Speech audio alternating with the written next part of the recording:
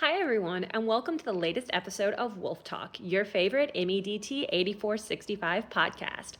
I'm your host, Jill Bristow, and today we're going to talk about human performance improvement.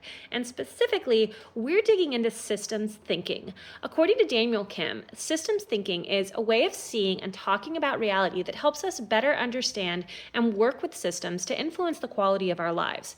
Kim goes on to say that system thinking can be seen as a perspective. Listen, Wolfpack, I don't know about you, but that definition did not really help me understand what system thinking means. I mean, he basically just said that systems thinking is thinking about systems. It took me a minute to wrap my head around this, but I think it helps to look at an example.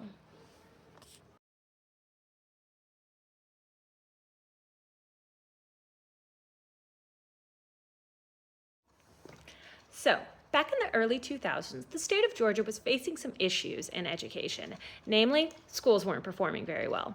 Everyone knew there were things we could do to fix school performance, but it was really difficult to get schools to actually adopt those methods. I'm quoting from the book Fundamentals of Performance Improvement here. Improvement plan goals were frequently expressed as programs to be implemented rather than appropriate performance metrics and target.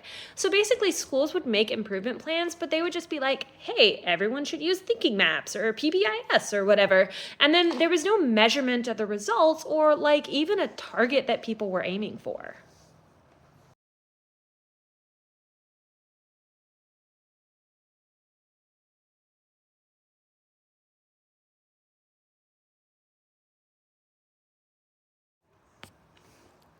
So, enter Deb Page. She had a background as a teacher and as a corporate performance improver, so she knew what she was doing.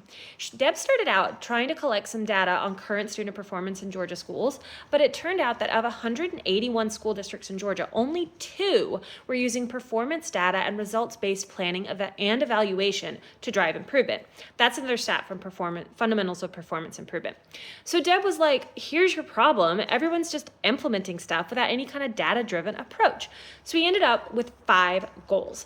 First, to develop strategic performance improvement curriculum and tools, and then deliver those tools to senior leaders of school districts. Second, to get half of the school districts on board with it within 5 years. Third, to align the strategic management tool to the superintendent's evaluations. Fourth, to include the strategic performance management in the actual state standards for school boards. And finally, to include data-driven performance management in district accreditation requirements. Getting all this to happen required a lot of changes.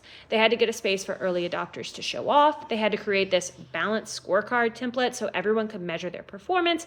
And they had to actually train people, teach the terminology, and then visit the school districts and follow up with people. It was seriously a lot of work. It took 5 years to do all of it, which, interestingly enough, was happening exactly during the time period when I was attending a Georgia high school.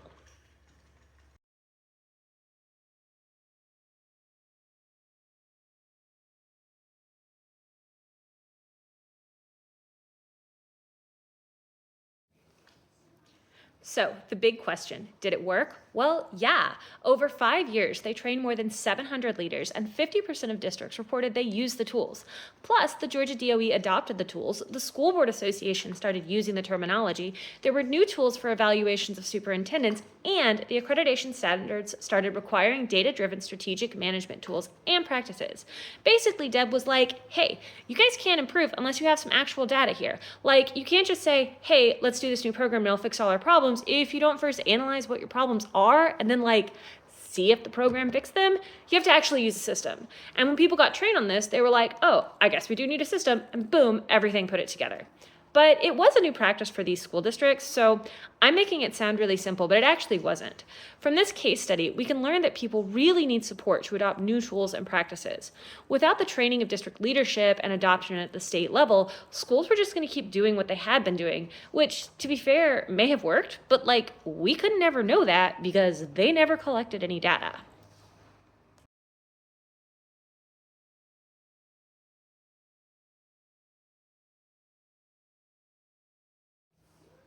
So what did I learn from this case study? Well, to be honest, I was a little surprised to hear that Georgia wasn't using data to track whether or not our schools were improving. I've been in education myself for a long time, and what on earth were they thinking? Oh, we'll just see if it feels right. We'll just look at SAT scores and Be surprised? I remember the old joke, right? Georgia is 49th in education because, like, thank God for Mississippi. And after reading all this, it kind of makes sense. How can you expect performance to improve when you don't have any kind of system to measure data or implement changes? It's weird. I also came to the realization that this really wasn't that long ago when Georgia schools started making these improvements. I mean, this was literally happening while I was in high school, and those changes started being implemented just before I became a Georgia educator. Within my lifetime, we've gone from like, whatever, do what you want, to implementing actual systemic practices to see what works and what doesn't, or what does or doesn't improve our education system here in Georgia.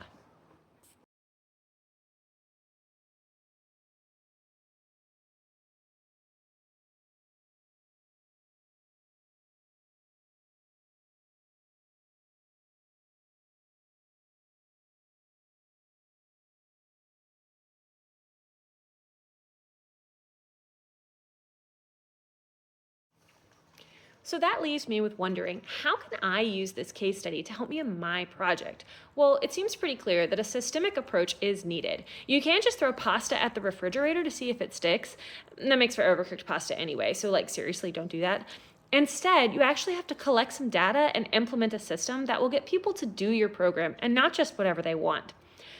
And the main thing to get people to do your program is to give them support systems and real training. You can't just throw it at them like, here, use the data-driven systems. You have to train them to implement whatever it is you want them to implement. This case was a little meta because it was like, how can we train people to implement systems properly? So it was like, we have to implement a system to teach people how to implement a system. We have to come up with a way to teach superintendents so they can teach teachers how to teach. That made it harder for me to understand. But at the end, I feel like it's a perfect example of systems thinking. Basically, if you don't have a system, there won't be any thinking.